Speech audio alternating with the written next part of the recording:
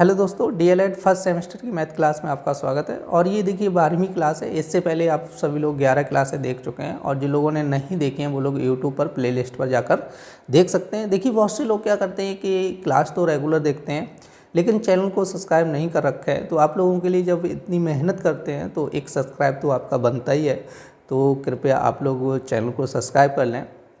तो देखिए आप लोगों को बता दें, कल की क्लास जो हुई थी वो छोटी क्लास थी, क्योंकि आपको पहले ही एक क्लास में बताया था कि जो आपका पेपर आता है वो 3 टाइप से क्वेश्चन उसमें होते हैं। एक तो विकल्पीय क्वेश्चन होते हैं, अति लघु उत्तरीय प्रश्न होते हैं और लघु उत्तरीय प्रश्न होते हैं।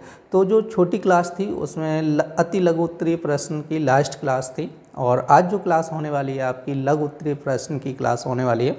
देखिए जो लघु उत्तरीय क्वेश्चन आपके एग्जाम में पूछे जाते हैं वो प्रत्येक क्वेश्चन 2 नंबर का होता है।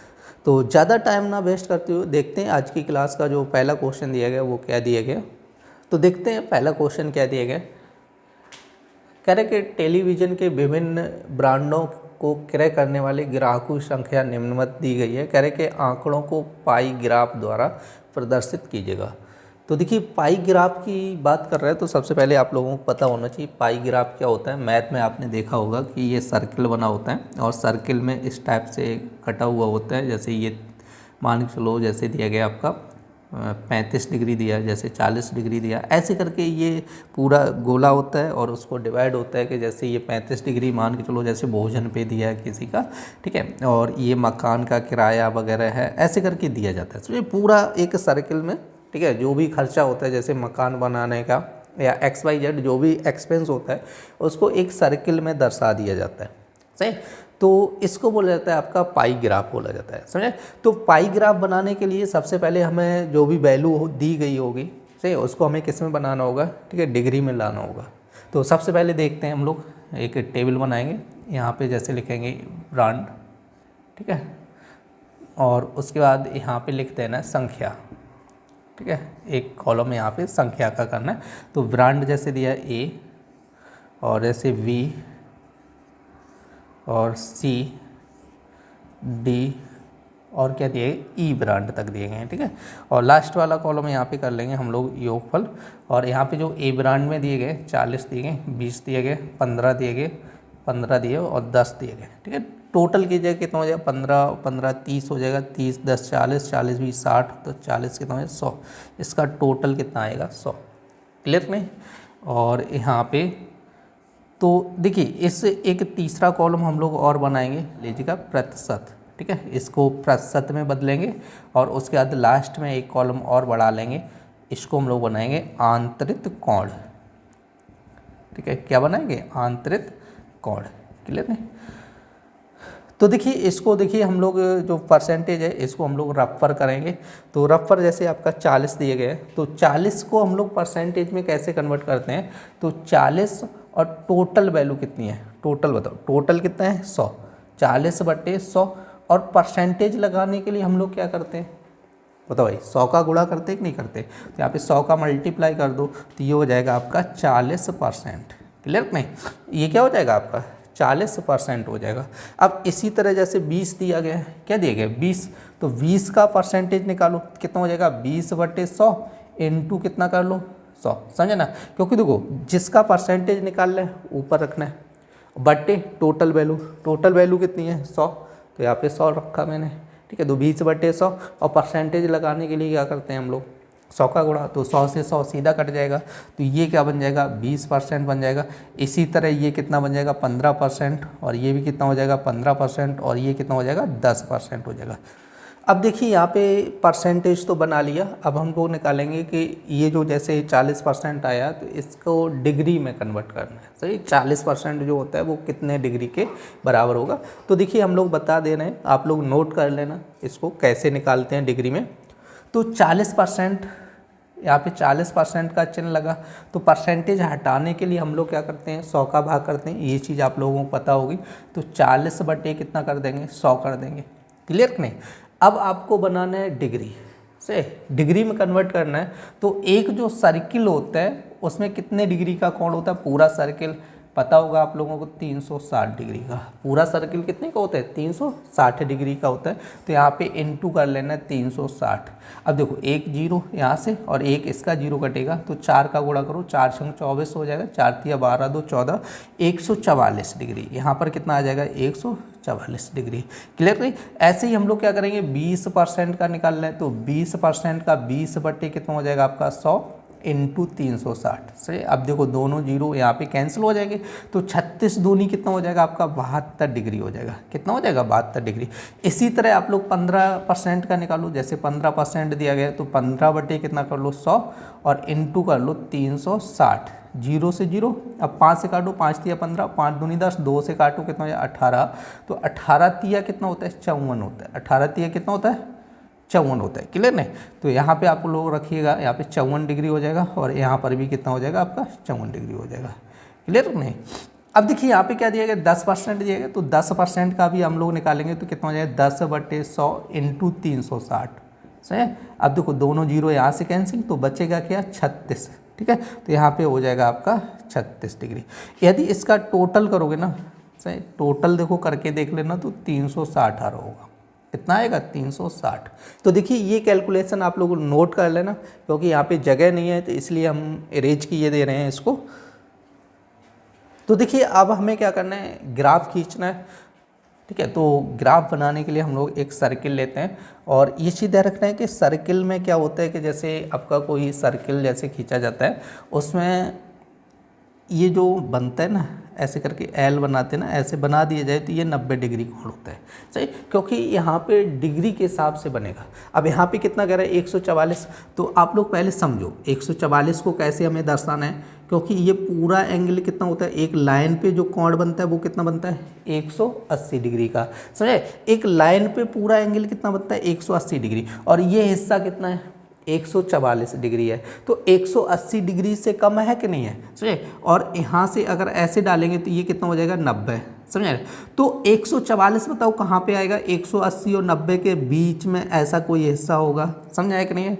तो हम लोग यहाँ पे एक केंद्र बिंदु मानेंगे, ऐसे करके सही 144 डिग्री को प्रदर्शित करना है। अगर हम सीधा खींचेंगे तो ये बनेगा 180 डिग्री, तो हमें चाहिए 144, तो 180 से कम होगा थोड़ा, तो ऐसे करके मान लो ये बन गया आपका 144 डिग्री का हिस्सा बन गया। ठीक है, और यहाँ पे लिखना चाहो तो लिख लेना, इसी ये जो हिस्सा है, ठीक है, जो बॉन्ड दिया ना ए का दिया गया है 144 डिग्री से। दूसरा कितना कह रहा है? 72 डिग्री कह रहा है। क्लियर नहीं? कितने डिग्री कह रहा है? 72 डिग्री। तो अब आप लोग समझिएगा, इसको L बना दो, जैसे ये लाइन है इसका L बनाओ, L बनाएंगे तो सीधा ऐसे ही बनेगा। तो ये कितने डिग्री बन गया? 90 डिग्री बन गया। समझे ना? तो 72 डिग्री है ना, वो 90 डिग्री से कम है ना, तो हम लोग क्या करें इससे? देखो, क्योंकि एग्जैक्ट क्लियर ग्राफ तो नहीं बन पाएगा, क्योंकि हम लोगों के पास, क्योंकि हम लोग ऐसे ही बना रहे हैं, क्योंकि कोण क्लियर तो बना नहीं रहे, तो इसलिए लगभग में ही ग्राफ बन पाएगा। तो 90 डिग्री से थोड़ा कम कर लो। सही, तो 72 डिग्री है ना, तो 90 डिग्री से कम कर लेंगे तो लगभग मान के चलो इतना बनेगा। सही। अब नेक्स्ट क्या कह रहा है आपका? 54 डिग्री कह रहा है, फिर 54 डिग्री कह रहा है। तो 54 डिग्री का मतलब हुआ 90 डिग्री से थोड़ा कम। अगर L बनाएंगे तो इसकी L ऐसे बनेगी, तो 54 डिग्री का मतलब आपका बन जाएगा इतना, मान लो। ठीक है, ये बना था 72 डिग्री और ये बनागा 54 डिग्री। अब यहाँ से देखो फिर L खींचोगे तो 90 डिग्री ऐसे बनता है, तो इसका 54 डिग्री लगभग मान के चलो ऐसे बनेगा 54 डिग्री। ठीक है, तो ये बन जाएगा 54 डिग्री, और उसके बाद जो लास्ट वाला है वो कितना है? 36 डिग्री का है। ठीक है, कितना है? 36 डिग्री का, तो ये वाला बन जाएगा 36 डिग्री। क्लियर नहीं? तो अब आप लोग यहाँ पे नाम दे दीजिएगा, ये था V और ये बॉन्ड था C और ये था D और ये बॉन्ड था E। तो ये आपका जो दिया था ना, आंकड़ों को पाई ग्राफ में प्रदर्शित कीजिएगा, तो ये आपका पाई ग्राफ बन गया। देखिए नेक्स्ट क्वेश्चन क्या कह रहे हैं? कह रहे हैं कि एक व्यक्ति ने अपनी आय का 1/4 भाग कह रहे हैं व्यक्तिगत खर्चे में, और कह रहे हैं 1/2 भाग घरेलू खर्चे में, कह रहे हैं 1/5 भाग बच्चों की शिक्षा में व्यय कर दिया, तो उसके पास कितना भाग शेष बचा? देखिए सबसे पहले हम लोग मान के चलेंगे, तो यहाँ पे सबसे पहले मानेंगे, माना कुल आय इक्वल टू कितना मान लेंगे? 1। देखिए जब भी भिन्न की बात की जाए, भिन्न का मतलब आप लोगों को बता चुका हूँ, जैसे 1/4, 1/2, 1/5, ये क्या है, भिन्न है। सही, जब भिन्न की बात की जाए तो टोटल हम लोग कितना मान के चलेंगे, 1 मान के चलेंगे, समझे। तो अब यहाँ पे लिखो, कह रहे कि व्यक्तिगत खर्चा कितना किया, 1/4 भाग, यहाँ पे लिखो व्यक्तिगत खर्च कितना हुआ इसका, 1/4, ठीक है। और घरेलू खर्च कितना हुआ, घरेलू खर्च हुआ है 1/2। और शिक्षा, ठीक है, शिक्षा पर खर्च कितना हुआ है, 1/5। तो यहाँ पे निकालेंगे कुल खर्च, ठीक है, क्या निकालेंगे, कुल खर्च। अब आप लोग बताओ कुल खर्च कैसे आएगा, ये बताओ। 1/4 भाग व्यक्तिगत खर्चा, 1/2 भाग घरेलू, 1/5 भाग शिक्षा पर। तो टोटल खर्चा कैसे होगा, टोटल खर्चा हम लोग कैसे निकालेंगे, तो यहाँ पे हो जाएगा, देखो जोड़ लीजिएगा, 1/4, 1/2 प्लस 1/5। अब देखो इसको हम लोग हल कैसे करेंगे, तो हम लोग क्या करेंगे, 4, 2, 5 का एलसीएम निकालो। 4, 2, 5 का एलसीएम कितना हो जाएगा आपका, 20 हो जाएगा। कितना हो जाएगा, 20 हो जाएगा। तो 4 से भाग करो कितनी बार जाएगा, 5 बार, 4 पंचे 20। 2 से भाग करो कितनी बार जाएगा, 10 बार जाएगा। तो 5 से भाग करो, 5 चौको 20 हो जाएगा, क्लियर नहीं। तो इसका टोटल कर लो, टोटल जो खर्च आया 19/20 आया, समझे। कुल खर्च कितना आया, 19/20। हमें क्या चाहिए, तो उसके पास कितना धन बचा, मतलब शेष धन निकालना है। तो यहाँ पे उसके पास शेष, ठीक है, उसके पास कितना भाग बचा, तो शेष भाग यहाँ पे हमें निकालना है कितना बचा। देखो टोटल आय कितनी थी, 1। अब 1 में से 19/20 खर्च कर दिया, तो आप लोग बताओ कितना बचा है उसके पास। तो 1 में से 19/20 घटा दो, तो 1 माइनस, और ये हो जाएगा आपका 19/20। अब 20 का एकम गुणा करेंगे तो 20 एकम 20 हो जाए, 20 में से 19 गया, कितना हो जाएगा, 1/20। तो उसके पास जो बचा हुआ भाग है वो कितना है, 1/20।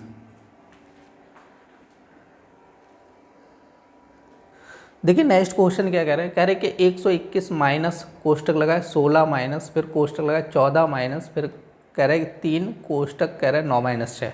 तो देखिए इसको सॉल्व करना है, और देखो तीनों कोष्टक यहाँ पे दिए गए हैं। सबसे पहले कह रहे हैं 121 माइनस कोष्टक 16 माइनस, और ये कह रहे हैं 14 माइनस 3 और 9 माइनस 6, और ये कह रहे हैं। तो आप लोगों को पता था कि 3 प्रकार के कोष्टक होते हैं, जैसे ये छोटा होता है, मझला होता है, और ये बड़ा होता है।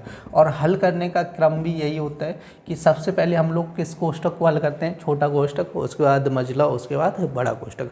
तो यहाँ पे सबसे छोटा कोष्टक ये वाला लगा है, ठीक है। तो इसको सबसे पहले हम लोग हल करेंगे, तो इसको लिखेंगे, देखो 121 माइनस 16, और यहाँ पे 14 माइनस, अब देखो 9 में से 6 गया, कितना बचेगा, 3 बचेगा, और यहाँ पे 3 गुणे 3 हो जाएगा, क्लियर नहीं।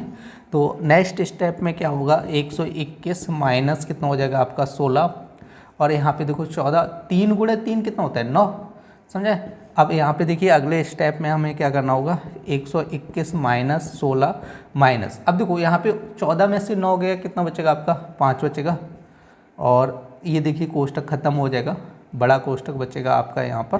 तो देखो 121 माइनस, अब देखो 16 में से 5 गया, कितना बचेगा, 11 बचेगा। अब यहाँ पर देखिए आप लोग 11 घटा दीजिएगा, देखो 1 में से 1 गया 0, 2 में से 1 गया 1 बचेगा, तो ये बचेगा 110।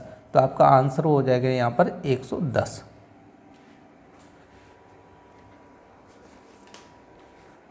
देखिए नेक्स्ट क्वेश्चन क्या कह रहे हैं, कह रहे हैं कि समबाहु त्रिभुज का परिमाप कह रहा है 12 सेंटीमीटर है, इसका क्षेत्रफल ज्ञात कीजिएगा। देखिए समबाहु त्रिभुज के परिमाप की बात करते हैं, तो परिमाप आप लोग ध्यान रखना है, बताया भी था कि परिमाप क्या होता है, कि जैसे आपका ये दिया समबाहु त्रिभुज, और समबाहु त्रिभुज बताया था क्या होता है, कि जिसकी सभी भुजाएं आपस में क्या हो, बराबर हो, सही। और परिमाप का मतलब होता है कि जैसे ये 3 भुजाएं, तीनों भुजाओं की लंबाई निकाल लो, ठीक है, ये जोड़ लो, तीनों भुजाओं की लंबाई क्या कर लो, जोड़ लो, तो ये बन जाता है परिमाप, याद रखना है, सही। ये क्या होता है, परिमाप होता है। तो समबाहु त्रिभुज का जो परिमाप होता है वो क्या होगा, समबाहु, ठीक है, समबाहु त्रिभुज का परिमाप, त्रिभुज का परिमाप, तो 3 गुणे भुजा हो जाता है, समबाहु त्रिभुज का परिमाप क्या होता है 3 गुणे भुजा। आप लोग नोट कर लीजिएगा, देखिए जो भी फॉर्मूले होते हैं आप लोग नोट कर लिया करो सारे के सारे फॉर्मूले। तो समबाहु त्रिभुज का परिमाप क्या होता है 3 गुणे भुजा। और हमसे कह रहे हैं परिमाप कितना दिया है 12 सेंटीमीटर दिया गया, तो यहाँ पे परिमाप की जगह आप लोग 12 रखो और 3 गुणे भुजा हो जाएगा। तो देखो यहाँ से देखिए भुजा की वैल्यू निकाल लिया मैं यहाँ पे, भुजा इक्वल टू कितना हो जाएगा आपका 12/3, तो 3 से काटिएगा कितना आ जाएगा 4। तो देखो समबाहु त्रिभुज की भुजा कितनी आ गई 4। तो हमसे कह रहे हैं समबाहु त्रिभुज का क्षेत्रफल निकालेगा, तो यहाँ पे फॉर्मूला लिखना है समबाहु त्रिभुज का क्षेत्रफल √3/4 इंटू भुजा स्क्वायर होता है। समझे, ये सूत्र याद रखना है। समझे, √3/4 क्या होता है भुजा स्क्वायर। समबाहु त्रिभुज का क्षेत्रफल का फॉर्मूला क्या होता है √3/4 भुजा स्क्वायर। तो आप लोग यहाँ पे लिखिएगा √3/4 इंटू भुजा कितनी आई 4 का स्क्वायर करना है यहाँ पर। सही, तो 4 का स्क्वायर देखो √3/4 और 4 का स्क्वायर कितना होता है आपका 16, तो ये हो जाएगा 4 चौको 16, तो ये हो जाएगा 4√3। क्लियर नहीं, तो इसका जो क्षेत्रफल आ जाएगा 4√3 और इसको आप लोग लिख लीजिएगा वर्ग सेंटीमीटर। क्या हो जाएगा वर्ग सेंटीमीटर।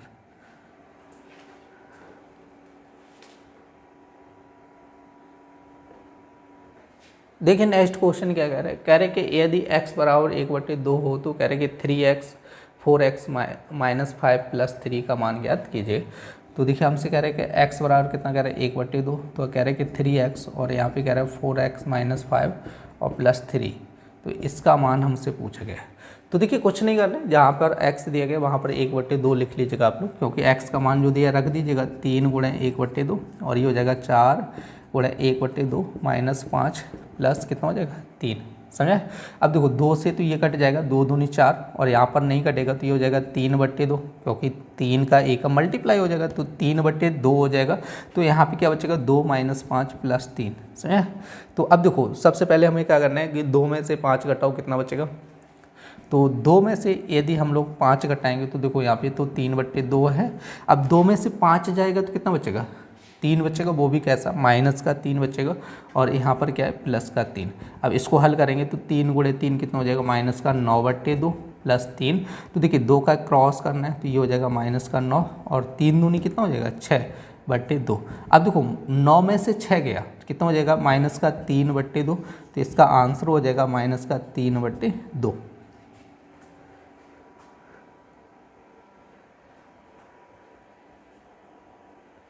देखिए नेक्स्ट क्वेश्चन क्या कह रहा है, कह रहे कि 8 मीटर लंबाई और कह रहा है 2 मीटर चौड़ाई वाले आयत का क्षेत्रफल वर्ग के क्षेत्रफल के बराबर है, तो कह रहा है वर्ग का परिमाप ज्ञात कीजिएगा। तो सबसे पहले देखो लंबाई जो दी गई है, लंबाई कितनी दी गई है 8 मीटर और चौड़ाई कितनी दी गई है 2 मीटर से 2 मीटर चौड़ाई कह रहा है। तो हम सबसे पहले निकालेंगे आयत का क्षेत्रफल। तो आयत का क्षेत्रफल इक्वल टू क्या होता है लंबाई गुणा चौड़ाई। ठीक है, फॉर्मूला याद रखना है आप लोग, लंबाई गुणा क्या हो जाता है चौड़ाई हो जाता है। आयत का क्षेत्रफल कितना हो जाएगा लंबाई गुणा चौड़ाई, तो ये हो जाएगा 8 × 2, तो 8 दूनी कितना हो जाएगा 16 वर्ग और मीटर हो जाएगा। क्लियर नहीं, तो आयत का क्षेत्रफल क्या होगा 16 वर्ग मीटर। और हमसे कह रहे हैं कि देखो आयत का क्षेत्रफल और वर्ग का क्षेत्रफल क्या कह रहा है बराबर कह रहा है, तो मतलब जो आयत का क्षेत्रफल आया वही क्या होगा वर्ग का क्षेत्रफल होगा। ठीक है, क्लियर, आप लोग समझ लेना यहाँ पे कि जो आयत का क्षेत्रफल होगा वही क्या होगा वर्ग का क्षेत्रफल होगा। दोनों क्षेत्रफल कैसे हैं बराबर है, तो इसका मतलब जो आयत का क्षेत्रफल 16 वर्ग मीटर आया है ये वर्ग का भी क्षेत्रफल होगा। तो यहाँ पे लिखेंगे वर्ग का क्षेत्रफल इक्वल टू कितना हो जाएगा 16 वर्ग मीटर। और ध्यान रखना है देखो वर्ग का क्षेत्रफल इक्वल टू होता क्या है, वर्ग का क्षेत्रफल बराबर होता है भुजा स्क्वायर। वर्ग का क्षेत्रफल क्या होता है भुजा स्क्वायर। अब देखो वर्ग का क्षेत्रफल मुझे पता है कितना है 16, तो इसकी जगह हम लोग क्या लिख देंगे 16 इक्वल टू क्या हो जाएगा भुजा, ठीक है स्क्वायर। अब आप लोग बताओ स्क्वायर इधर आएगा तो क्या हो जाएगा अंडर रूट लगेगा, तो भुजा इक्वल टू कितना हो जाएगा √16। अब देखो यहाँ से जब अंडर रूट से बाहर निकालेंगे तो क्या हो जाएगा भुजा इक्वल टू कितना हो जाएगा, देखो 16 का जब बाहर निकालेंगे तो कितना आएगा 4 मीटर आ जाएगा। कितना आ जाएगा 4 मीटर। तो हमसे क्या पूछा गया वर्ग का परिमाप ज्ञात करो। सही, तो वर्ग का परिमाप क्या होता है, वर्ग का परिमाप, तो देखो आप लोगों को परिमाप बता चुका हूँ। परिमाप जब भी पूछा जाए तो आप लोग ये मत सोचो फार्मूला नहीं पता है तो हम लोग कैसे करेंगे, तो यहाँ पे लिख लीजिएगा। सबसे पहले देखो वर्ग की डेफिनेशन बता चुका हूँ। वर्ग किसे कहते हैं? जिसकी सभी भुजाओं की लंबाई क्या हो, बराबर हो। सही, जैसे ये 4 भुजाएं, चारों भुजाओं की लंबाई क्या होनी चाहिए, बराबर होनी चाहिए। तो इसकी भुजा की लंबाई कुछ भी मान लो, जैसे एक्स और एक्स, तो परिमाप तो आप लोगों को पता है ना। जैसे आपकी 4 भुजाएं हैं तो चारों भुजाओं की लंबाई को यदि जोड़ लिया जाए तो वो क्या बन जाएगा, परिमाप। तो इन चारों को ऐड करो, तो चारों को ऐड करेंगे तो क्या बनेगा, 4x। क्या बन जाएगा, 4x। समझे? तो 4x, x का मतलब क्या होता है, भुजा। तो यहाँ पे हो जाएगा 4 गुणे भुजा। सही, वर्ग का परिमाप क्या हो जाएगा, 4 गुणे भुजा। समझाया? और भुजा का मान कितना है आपका, 4। तो यहाँ पे कर लीजिएगा 4 गुणे 4। तो 4 गुणे 4 करेंगे कितना हो जाएगा, 16 मीटर हो जाएगा। तो वर्ग का परिमाप कितना हो जाएगा, 16 मीटर।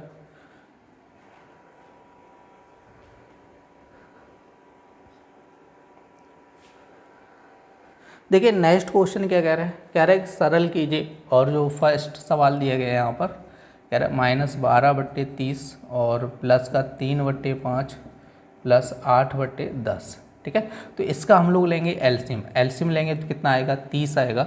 अब देखो एलसीएम आप लोगों को पता होगा, जिन लोगों को नहीं पता है वो लोग ऐसे निकाल करें 3, 5, 10। और ये तो तरीका आप लोगों को पता होगा, 2 से काट के एलसीएम निकाल सकते हैं। ठीक है, तो एलसीएम कितना आएगा, 30। 30 का भाग करेंगे, 30 में कितनी बार जाएगा, 1 बार जाएगा। तो 1 का ऊपर गुणा करना है इस संख्या में, कितना होगा, 12 होगा। सो अब 5 का भाग करो, इस 30 में कितनी बार जाएगा, 6 बार जाएगा।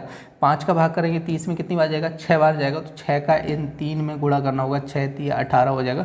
अब 10 का भाग 30 में करो, कितनी बार जाएगा, 3 बार जाएगा। तो 3 का इसमें गुणा करना होगा, तो 8 3 24 हो जाएगा। क्लियर नहीं?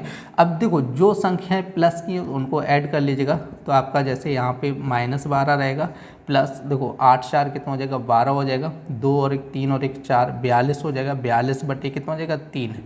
समझे? अब देखो यहाँ पर 12 जो है ना माइनस का है और ये प्लस का है, तो इसमें से इसको घटाना पड़ेगा।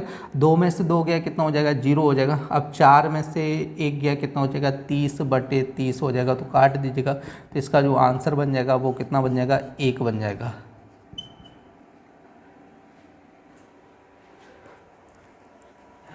देखते हैं इसका सेकेंड पार्ट। देखिए इस सेकंड पार्ट में यहाँ पे थोड़ी टाइपिंग मिस्टेक हो गई, यहाँ पे 39 लिख गया, यहाँ पे 30 होगा, ध्यान रखना है। तो देखते हैं आपका सेकंड भाग क्या करना है, माइनस का 4/6 गुणे माइनस का 8/10 और माइनस का 16/30 हो जाएगा। क्लियर नहीं? अब 2 से देखिए यहाँ पे काटिएगा। देखो सबसे पहले यहाँ पे देखिए आपका गुणा लगा और माइनस लगा।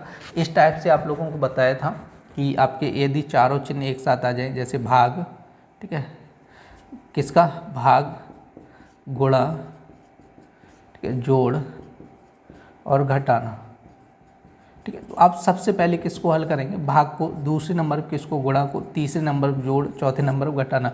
और ये बताया था ना कि जोड़ना घटाना जो है इसको आगे पीछे भी कर सकते हैं, बट भाग और गुणा आगे पीछे नहीं करना है। अगर आपका देखो गुणा दिया उसके बाद जोड़ घटाना कुछ दिया गया तो सबसे पहले हमें क्या करना होगा, गुणा को हल करना होगा। क्लियर नहीं? इधर कुछ नहीं करना है, इन दोनों के बीच में गुणा लगाना, तो इन दोनों पदों को पहले हल करना होगा। तो 2 से इसको काटेंगे, 2 दूनी 4, 2 पंचे 10, फिर यहाँ पे काटेंगे 2 3 6 हो जाएगा। समझे ना? तो देखो माइनस माइनस क्या होता है, प्लस हो जाता है। ये भी माइनस, ये भी माइनस, ये हो जाएगा प्लस। और यहाँ पे 5 दिया कितना हो जाएगा, 15 माइनस 16/30 कितना हो जाएगा, 30 हो जाएगा। क्लियर नहीं? अब हम लोग क्या करेंगे, 15 और 30 का एलसीएम निकालेंगे, कितना आ जाएगा, 30 आ जाएगा। क्लियर? कितना हो जाएगा, 30। अब 15 का डिवाइड करो 30 में कितनी बार जाएगा आपका, 2 बार जाएगा। तो कितना हो जाएगा, 8 दूनी 16। कितना हो जाएगा, 8 दूनी 16 और माइनस 16। अब देखिए 16 में से 16 गया कितना हो जाएगा आपका, 0 हो जाएगा। तो यहाँ पे आपका टोटल 0/30, तो इक्वल टू कितना हो जाएगा आपका, 0।